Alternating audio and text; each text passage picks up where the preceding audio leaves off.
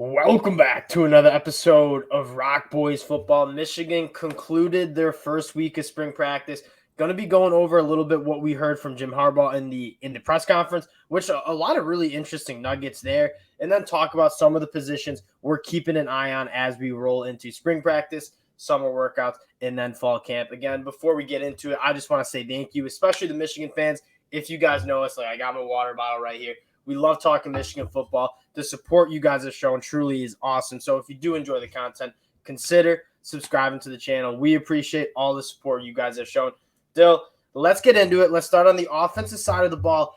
I mean, there's probably no other spot you got to start on the offense than with our quarterback one, J.J. McCarthy. And one of the things we've been kind of banging the table about is this time last year, J.J. McCarthy was unable to play in spring practice.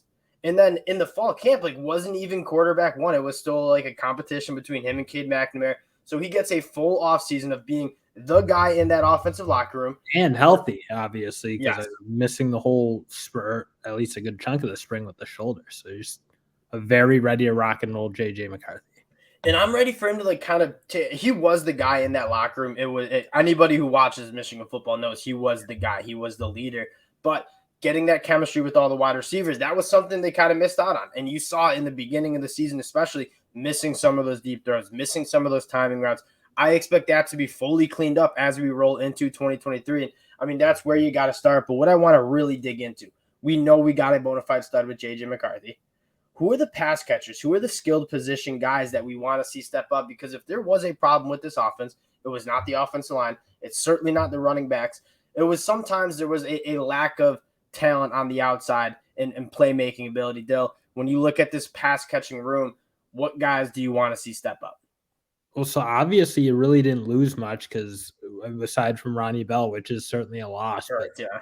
you got guys like Roman and Cornelius Johnson both deciding to come back. And my whole thing is, though, I want to see more of the young guys, the Darius Clemens and the Tyler Morrises. Because at the end of the day, that's where I thought the biggest issues were is when you needed to get separation on a third and 8 or when you needed to get separation in tight areas in the red zone. It just didn't feel like Michigan was able to consistently do that, especially at the wide receiver position. And those two have had flashes of looking like they might be really good, at least from what I've seen.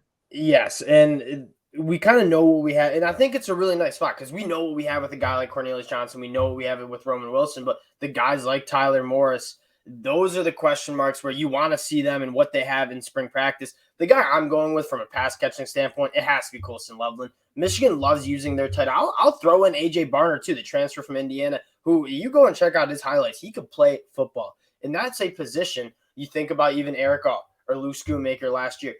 We like running 2 tight end sets. We ask a lot of our tight ends, but we also ask a lot of them in terms of pass catching and catching the football over the middle of the field. JJ loves his tight end. Schoonmaker was probably his favorite target to go to when the big play needed to happen, when we needed to move the chains. Colston Loveland looked like a stud as a true freshman. I can't wait to see what he is as tight end 1 in this offense in 2023. Yeah, and to run with 2 is going to be nice because I think last year you saw obviously with Eric All not being available all year, when we had to go to the 2 tight end set, there wasn't really the next guy who was consistently there. Max Bredesen, a good solid blocker, and Colston Loveland obviously came on, and when he came into the fold as the number 2, huge.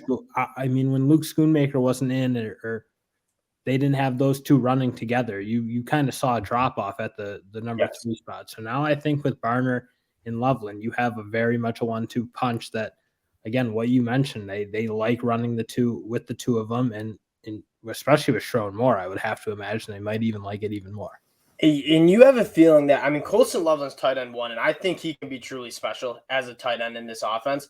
But A.J. Barner probably wouldn't be transferring to Michigan as a graduate transfer if he didn't have confidence that we're playing a lot of 2 tight end sets. Because Colston Loveland's the guy, and if he's A.J. Barner, he's probably feeling pretty confident that he's going to get a lot of work and playing time as that tight end too. Now, working into the offensive line and running backs, we know we have it with the running back room. And Blake Corum, Jim Harbaugh said he'll be back fully in June-ish. And if you're betting on some guy to come back from injury, it's Blake Corum. I mean, this dude works his tail off in the weight room. Donovan Edwards, obviously a stud, hopefully finally having the cast off. Probably the best running back room in the whole entire country, behind arguably the best offensive line in the country and the deepest offensive line in the country. We got probably 10 to 12 guys that would be starting at other Big Ten schools. Though I'm just going to ask you to kind of talk about one or two guys on this offensive line that you're really trying to take a look at as we roll into spring practice. Well, I think that there's not really going to be a ton of battles. The only one I suspect is going to be. I disagree with that. I think there's a ton of battles. Do you think like Miles Hinton, Barnhart is going to be a heated battle? Yes. kind of feel like they brought in Miles Hinton to be the guy. And I didn't think we got a ton of production, frankly, out of that right tackle spot. It definitely was a weakness last year. So I don't get the sense they brought in Miles Hinton to not be that guy and round this out. And then at left tackle, Ladarius Henderson, of course, he's not going to be participating in the spring as he's finishing up his degree at ASU, but it feels like, again, another guy, just given the situation of those two coming in, they didn't come in here with, I don't think, without the full intention of starting. And again, you look a lot losing, obviously, Ryan Hayes. And again, I just don't think that right tackle spot was ever totally settled. And if those two can come in, I think they should get the spots. I think you have four really good tackles here. I mean, you look at Carson Barnhart and Trente Jones, they can play. And Ladarius Henderson and Miles Hinton coming from the Pac-12, those are two guys that you also know you can play. So you trust Sharon Moore to get like the two best tackles out there. And then looking on the interior, you know what you have with Trevor Keegan. You know what you have with Zach Zinner. The one question mark is that center spot. And I was comfortable with Greg Crippen coming in after Olu graduates. But Drake Nugent, I'm probably coming in and being the starting center. One guy that I want to talk about before we move on from the offensive line, Giovanni El-Hadi. I mean, I think it's just so unfortunate for him. And I love it that he's not even transferring out. You would see a lot of guys transfer out at this time. Giovanni El-Hadi, Trevor Keegan's come out, Sharon Moore's come out, Jim Harbaugh's come out and said, this dude is a stud. He's playing behind two NFL draft picks in 2024, and Trevor Keegan and Zach Zinner. But he's going to be a utility guy. And on the offensive line, it's rare to make it through with the same five offensive linemen that you started week 1, and you're finishing with week 12 in the college football playoffs. Obviously, we got to see a lot of El-Hadi last year, frankly. So he was playing. He was the sixth guy. I mean, when they had guys go down, it was El-Hadi was stepping in, especially on the interior. But that's the thing. I think the two guard spots are settled. I still think Greg Crippen. I'm kind of interested to see if he can battle for that spot because, again, I think Drake Nugent is good, but I thought Greg Crippen was. I think that it feels like Michigan likes him and he likes where he's at in Michigan. Obviously, nobody left or anything. I can't believe it. It speaks to the program that some of these guys, I mean, we had a starting five and we had probably 7, 8, 9 other guys that you felt good about. And then we brought in 3 other transfers who probably are going to be starting in Miles Hinton, Drake Nugent, and Ladarius Henderson. Nobody transferred out. That kind of speaks to where the program's at and that chemistry on the offensive line. This is a great group. One dark horse, Andrew Gentry. I'm excited about him. Again, he took his 2-year missionary trip, was former 5-star recruit. He's a guy to keep your eye on. Let's switch focus here. Move to the defense side of the ball. That's where you have a little bit more question marks, especially in the secondary. But we have to start off with Amorion Walker getting a lot of hype at that cornerback position on the opposite side of Will Johnson. And I think you could argue like Jim does this every year. And I think early in his tenure, it was like, oh, he's just saying this guy's really good. Oh, he's just saying Mikey Sanders still is really good. Or some of these guys who have emerged to be really good players where I think we were all a little surprised. Like, why is he talking to them like they're going to be like number 1 draft picks in the next year? But he's kind of been hitting on the guys he said are going to be really good, have typically played really good. And he's obviously gassing up Amorion Walker hard. And that's going to be huge because obviously we mentioned, like, that's the one spot that I think is a worry for Michigan fans is that other spot on the other side of Will Johnson at corner. You look at that, and that's what we were banging the table for. This is like, if you look at this, the whole roster, I mean, there's one hole, and that's the cornerback opposite of Will Johnson. Dill, I'm going to drop a little nugget on you. Jim Harbaugh has a pretty good track record of switching wide receivers to the defensive side of the ball. Mikey Sandstrom, phenomenal job. I'll go back 10 years. Richard Sherman played wide receiver at Stanford before switching over to cornerback, and I would argue that worked out pretty damn well for Richard Sherman. Amorion Walker is a very similar player, both 6'3", both longer guys. Walker was a guy that came in as kind of just a stud athlete, but he wasn't ranked that high according to 24/7 Sports, but had offers from Alabama, Notre Dame. He was formerly committed to Notre Dame. Like, this dude is a stud. Jim Harbaugh has a good track record with transitioning wide receivers to play the defensive side of the ball. I if this works out and he's a great cornerback for us, I mean, you're looking at one of the best secondaries in the whole entire country. Yeah, because then you pop over to safety, you have no concern about that. You're almost like concerned, how are we going to keep everyone happy? Because you got two guys in Rodmore and McCarthy Page, who when they were on the field together, love it, nails.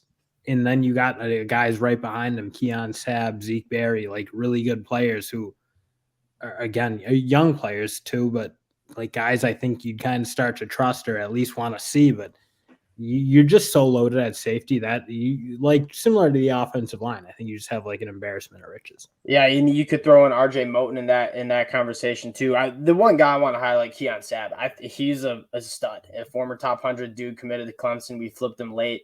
He's a guy that I could see getting a lot of work at that safety position. And then linebacker, you're saying the same thing. And when you look at this linebacker room, we're probably only going to be playing with two linebackers because we like to play with nickel, and you don't really want Mikey Sandstro running off the field that much. Dill, I'm going to kick it to you here. Two starting linebackers. I have my two names. Who do you think is going to be getting the most work at this linebacker room? But you can bet damn well that there's going to be a lot of linebackers working in. I mean, I think it's got to be Houseman and yes. Colson. Like you know how good Colson is. He's been probably the best linebacker we've had for the past 2 years at this point. Since Devin Bush, in my mind, 100%. Yeah, it's like he's got. I mean, of course he's going to play. He's been there. He's been playing since he was a freshman. He's been really good. And then Ernest Houseman's a guy who so productive at Nebraska, so good, so highly coveted in the portal, and then obviously ends up picking Michigan. I like Mike Barrett, I like Nikai Hill-Green, but those guys are like more fringe pro prospects. I think Ernest Houseman, if he becomes what he could, and obviously a very young guy, only a true sophomore, he's a legit day 2 pro, maybe even day 1. He had such a cool story. 3-star recruit coming to Nebraska, lights it on fire as a true freshman. And then number 2 guy, according to 24/7 Sports, in the transfer portal, comes to Michigan. He's coming to play. And I agree. Junior Colson and Ernest Houseman, if they can kind of reach their potential, we already know what Junior Colson is. I think he's a bona fide top 50 guy in the 2024 NFL draft. If Ernest Houseman continues his trajectory, you're looking at a phenomenal linebacker group and a deep one. I mean, you didn't even mention Jimmy Rolder, who I thought played phenomenal as a true freshman. And then Nikai Hill-Green, we know he can play, just struggled with being banged up. Now, I'm excited to see him get back because that last year, I think we were all kind of waiting for that second linebacker to emerge. And again, Mike Barrett played really good there, but you give Mike Barrett versus Nikai Hill-Green at that second linebacker position. I think based on the 2021 season, I think most people would think that would have been Nikai Hill-Green's spot. Yes. So I want to see him get back. I want to see him in the mix. I think it's helpful to have a third guy because you don't need to have either of those two playing when they're nicked up at all, and you're still going to have a really dependable player behind. Yeah, I mean, we're going to play with 2 linebackers. We have 5 that I'd be comfortable starting with. And that's how, again, this team is so deep. Now, getting to the defensive line, this is a deep group, but I like Aiden Hutchinson and David Ajabo kind of emerged in that 2021 season. We didn't really have a guy kind of emerge when it mattered most in 2022, and that was probably the biggest question mark on the Michigan defense. Dale, if you had to pick a guy from the pass rushing group that's going to kind of emerge as a dog coming off the edge, where are we going? Well, I think the number one for I think all Michigan fans want to see, or at least I do, is Josiah Stewart because he's the new guy. He's obviously put up really good numbers at Coastal Carolina and played good football. And again, what you mentioned, that part hurt Michigan because as good as Mike Morris was, like he wasn't a dominant edge rusher. He's a good pass rusher. I wouldn't call it great. And that's again what you talked about. We didn't make a ton of plays at that spot. And in Josiah Stewart, he's kind of the X factor. He's the new guy coming in. I think I'm looking for him to kind of take that role. See, that's the simple answer. I'll go a little deeper cut, not even a deeper cut, but Derek Moore. I mean, what he did as a true freshman, it's really rare to see 18-year-old kids come in and immediately look like they belong from a physical standpoint. Derek Moore did that. He's a more heavy-handed guy, a little less speed and bend, but he'll go right through tackles. And I think if he kind of builds on the true freshman season, I thought he should have played more, quite frankly, in 2022. I think he's my guy to keep an eye on. And then you have to shout out Braden McGregor, who just seems like he's so close to putting together He struggled with injuries, struggled with being buried on the depth chart for his first couple of years, was obviously a coveted recruit from the state of Michigan. He's another guy. And it's so weird because you have like Derek Moore, McGregor, Josiah Stewart, 3 guys from that edge position that you're super excited about. And then you know what you have with Jalen Harrell. He's played a lot. He's played at a high level. Arguably a more exciting position group for me, though, is on the interior. Chris Jenkins coming back. Huge. He was getting like top 50 buzz as an NFL draft prospect heading into 2023's draft. Decides to come back. I really think he can have a phenomenal season for Michigan here. And he looks gigantic. I mean, we saw the pictures. Oh, yeah. Come on. Bigger, and you know he's going to play athletic. That's how he's made us keeping it so far in college. But him coming back is huge because obviously then I think what you have is you have 3 guys who Mason Graham's he's a star. He's a star. I think he's going to be a star.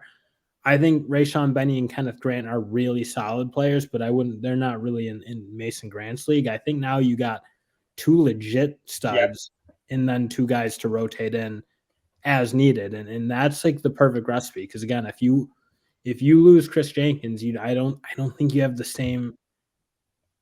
It's just different because you're concerned about the depth, and that kind of becomes a position where do we have enough guys that we feel comfortable cycling in? Because when you're that big, you gotta cycle them in. Now you have 4 guys that you feel good about. And I'd even throw Cam Good in there, who was really good at UCF before he transfers to Michigan.